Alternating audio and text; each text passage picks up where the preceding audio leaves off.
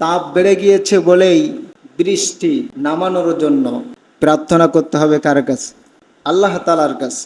কিন্তু দেখা যায় আমাদের দেশে তাপ নিয়ন্ত্রণের জন্য, বৃষ্টি নামানোর জন্য এক শ্রেণীর মানুষেরা তারা একত্রিত হয়ে তারা ব্যাঙের বিয়ের ব্যবস্থা করেছে। নাউজুবিল্লাহি মিন যালিক। এই দেখেন আপনার গাইবান্ধা দিঘির পাড়ে বিশাল আয়োজন করে, অনুষ্ঠান করে, নৃত্য করে সেখানে ব্যাঙের বিয়ের ব্যবস্থা করেছে। নাউজুবিল্লাহি মিন যালিক। আচ্ছা বলেন তো দেখি, ব্যাঙের যদি হাজারো বার বিয়ের ব্যবস্থা করেন, বৃষ্টি নামবে? বৃষ্টি দেওয়ার মালিক কে? আল্লাহ সুবহানাহু তাআলা। দীর্ঘদিন যদি বৃষ্টি না হয়, বৃষ্টির জন্য প্রার্থনা করার কথা বলা হয়েছে। আপনার আমার নবী বিশ্বনবী জনাবে মুহাম্মদ রাসূলুল্লাহ সাল্লাল্লাহু আলাইহি ওয়াসাল্লাম তিনি বৃষ্টির জন্য ইস্তিসকার নামাজ পড়েছেন।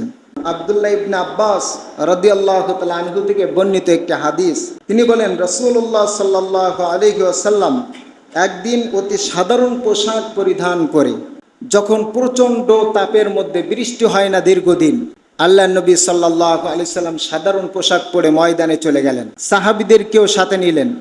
জামাতবদ্ধভাবে তিনি নামাজ আদায় করলেন, 2 রাকাত নামাজ। কয় রাকাত? 2 রাকাত নামাজ আদায় করলেন। এরপরে খুতবা প্রদান করলেন। এরপরে আল্লাহ তাআলার কাছে হাত তুলে দোয়া করলেন।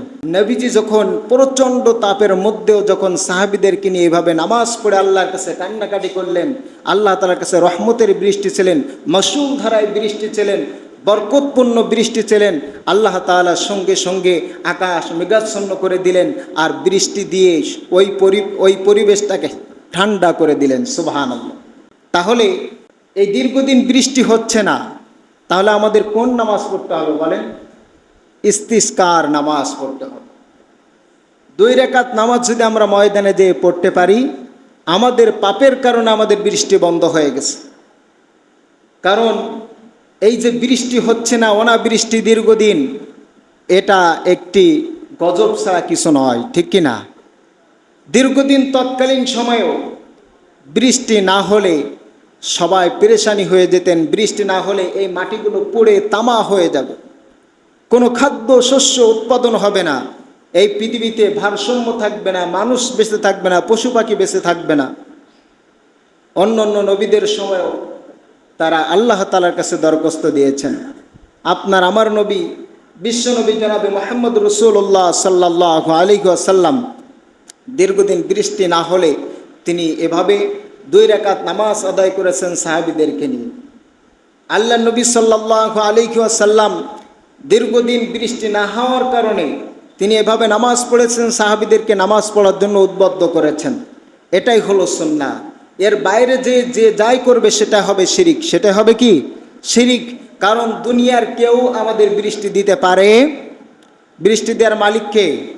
আল্লাহ তাআলা বলছেন, এই মরা জমিনটা তো আমি বৃষ্টি দিয়ে উর্বর করে দিই, মরা জমিনটা জিন্দা করে দিই, এখানে ফসলের উৎপাদনের ব্যবস্থা করে দিই, গাছগাছালি বিভিন্ন রকম শস্য দ্রব্য এখানে উৎপাদনের ব্যবস্থা করে দিই, যাতে করে এই তৃণলতাগুলো, এই গাছগাছালিগুলো আমাদের পশু পাখিরা খেয়ে বেঁচে থাকতে পারে, আর আমরা তার থেকে দুধ, তার থেকে মাংস, তার চামড়া দিয়ে বিভিন্ন আসবাবপত্র ব্যবহার করতে পারি।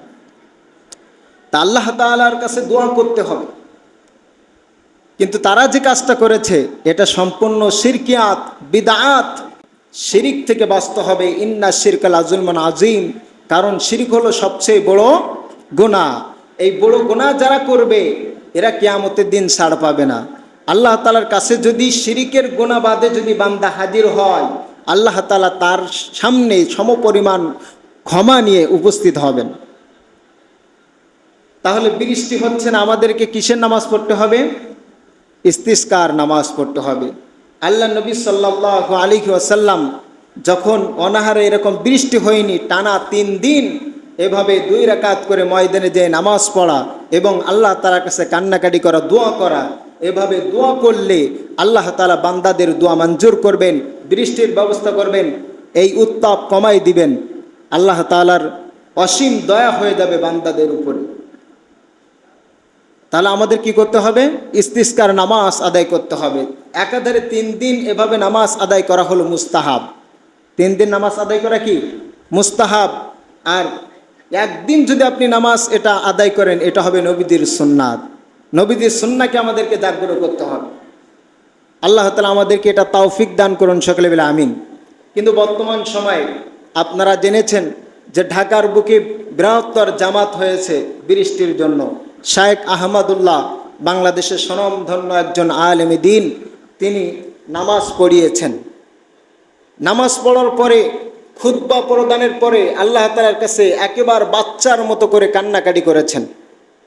আল্লাহ তাআলার কাছে বৃষ্টির জন্য দোয়া করেছেন, যাতে করে এই জমিনে বৃষ্টি হলে খাদ্য শস্য সব কিছু ভালোভাবে উৎপাদন হয়, মানুষ যেন একটু তাপমাত্রা কমে গেলে মানুষ ভালোভাবে এখানে বসবাস করতে পারে। আল্লাহ তাআলার কাছে দোয়া করলে আল্লাহ খুশি হয়ে যায়। আল্লাহর কাছে চোখের পানি ফেললে আল্লাহ খুশি হয়ে যায়। আল্লাহ তাআলা বান্দাদের গুনাহ মাফ করে দেয়, আযাবটাকে সরাই দেয়। এরপর আল্লাহ তাআলা সেখানে কি বৃষ্টি নাজিল করেন। এ নিয়েও আবার এক শ্রেণীর আলেমরা টোরাল করেছে,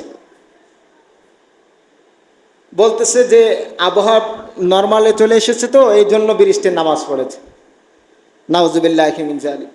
আসলে ইসলামকে নিয়ে কেউ যদি কটাক্ষ করে, সেটা বুঝতে হবে তার ভিতরে শয়তানের চক্র ঢুকে গেছে। আল্লাহ তাআলা তাদেরকে যেন এই শয়তানিয়াতের চক্র থেকে তাদের সহ আমাদেরকে হেফাজত করেন, সকলে বলে আমিন। কারণ নবীজি নামাজ পড়েছেন, বৃষ্টির জন্য আল্লাহ তাআলার কাছে প্রার্থনা করেছেন। আমাদের সমাজে বৃষ্টি হচ্ছে না, পানি হচ্ছে না, এই উত্তাপ বেড়ে যাচ্ছে, মানুষ স্টক করে মারা যাচ্ছে না। আল্লাহ তাআলা কি বলছেন? জহরাল ফাসাদু ফিল বাররি ওয়াল বাহর বিমা কাসাবাত আইদিন নাস। এই জলে স্থলে যত বিপদ আসে, যত রকম বালা মুসিবত আসে, এটা মানুষের দুহাতের কামাই। আমাদের ভিতরে যাকাতের প্রচলন নাই। বৃষ্টি বন্ধ হওয়ার প্রধান কারণ হলো যাকাতের প্রবণতা কমে যাওয়া, ওসর আদায় না করা। যখন মানুষ যাকাতকে জরিমানা করবে, জরিমানা মনে করবে, যাকাত আদায় করবে না, আল্লাহ তাআলা তখন আকাশ থেকে বৃষ্টি বন্ধ করে দিবেন। তো এটা হলো আমাদের আযাব, আমাদের দুহাতের কামাই। তা আমরা ভুল করেছি, এর জন্য কি আরো ভুল করব? আমরা শয়তানের মতো কি আরো অগ্রসর হব? শয়তান ভুল করেছে, আল্লাহ তাআলা তাকে ক্ষমা চাইতে বললেন, আর সে বলল আমি ক্ষমা চাবো না, আমি আদমের কারণে পথভ্রষ্ট হয়েছি, আদমকে দেখে নেব। তাহলে এটা হলো কি শয়তানের কাজ, সে ওই কাজ করার জন্য আরো উদ্বুদ্ধ হয়। আর মুমিন আমরা আদমের সন্তান, আদম আলাইহিস সালাম গন্ধব গাছের নিকটে যেতে নিষেধ করলেন। যাওয়ার পরে যখন ভুল করলেন, আল্লাহ তাআলার কাছে দোয়া করলেন, আল্লাহ আমি ভুল করছি, রব্বানা যালামনা আনফুসানা ওয়া ইল্লাম তাগফির লানা ওয়া তারহামনা লানাকুনান্না মিনাল খাসিরিন। হে আল্লাহ, আমি আমার নফসের উপরে জুলুম করেছি, অত্যাচার করেছি, আল্লাহ আপনি তো ক্ষমাশীল, আমাকে ক্ষমা করে দেন। মুমিনদের বৈশিষ্ট্য হবে এমন, মুমিনরা যখন ভুল করবে, ভুল করার পরে অনুতপ্ত হবে, তারা শয়তানের মতো ওই কাজ করার জন্য আরো অগ্রসর হবে না। এটা মুমিনদের বৈশিষ্ট্য। তাহলে আমরা যে গুনাহ করেছি, আমরা পাপ করেছি, পাপের জন্য আল্লাহ তাআলা যে আমাদেরকে আযাব দিচ্ছেন, আমাদেরকে বৃষ্টি বন্ধ করে দিয়েছেন, তাপমাত্রা বাড়িয়ে দিয়েছেন, এর জন্য আমাদেরকে কি করতে হবে? অনুতপ্ত হতে হবে, চোখের পানি ফেলে আল্লাহ তাআলার কাছে দোয়া করতে হবে, আল্লাহ আমি গুনাহগার, আমি অন্যায় করেছি, আমি ভুল করেছি, আমাকে ক্ষমা করে দাও। এরপরে ইস্তিসখার নামাজ আদায় করতে হবে, আল্লাহ তাআলার কাছে দোয়া করতে হবে। এভাবে যদি আমরা দোয়া করতে পারি, ইনশাআল্লাহ আল্লাহ তাআলা অতি দ্রুত বৃষ্টির ব্যবস্থা করবেন। সুবহানাল্লাহ। সম্মানিত হাজরিন, আদ জাতির এবং সামুদ জাতি দুনিয়া থেকে ধ্বংস হয়েছে না? আদ জাতি এবং সামুদ জাতি ধ্বংস হওয়ার আগে আল্লাহ তাআলা তাদের কাছে অনেকগুলো পয়গম্বর পাঠিয়েছিলেন। সব নবীরা এসে তাদেরকে তাওহীদের দাওয়াত দিয়েছেন, যে তোমরা বলো যে আল্লাহ ছাড়া আর কোনো ইলাহা নেই, কোনো আইনদাতা নেই, কোনো বিধানদাতা নেই, কোনো রিজিকদাতা নেই, আল্লাহর আনিত বিধানকে তোমরা মেনে নাও। তাদের একটাই দাওয়াত ছিল, একটাই উদ্দেশ্য ছিল, যে তোমরা আল্লাহর আনিত বিধানকে মেনে নাও। তারা যখন মানে নাই, বরঞ্চ নবীদের উপরে অত্যাচার করেছে, নির্যাতন করেছে। সর্বশেষ নবীরা যখন পারে নাই, আল্লাহ তাআলার কাছে দরখাস্ত দিয়ে দিছে, আল্লাহ এই ব্যবস্থাটা আপনি নিয়ে নেন। তখন তাদের উপর থেকে আল্লাহ তাআলা বৃষ্টি বন্ধ করে দিলেন। আপনার ইতিহাস পড়ে দেখবেন, বৃষ্টি বন্ধ হয়ে গেল, দীর্ঘদিন বৃষ্টি হয় না, ফসলাদি উৎপাদন হয় না। বৃষ্টি না হলে ফসল হবে? ফসল হবে না। গরু ছাগল হাঁস মুরগি, তাদের সমাজে যে পশু পাখি ছিল, সব আস্তে আস্তে মরতে শুরু করেছে। তখন তারা দীর্ঘদিন যখন বৃষ্টি হয় না, দীর্ঘদিন অপেক্ষা করার পরে তারা চিন্তা করলো কোনোটাই তো কাজ হয় না, কত প্রতিমাকে ডেকেছি, কতভাবে আমরা পানি আনার ব্যবস্থা করেছি, হয় নাই।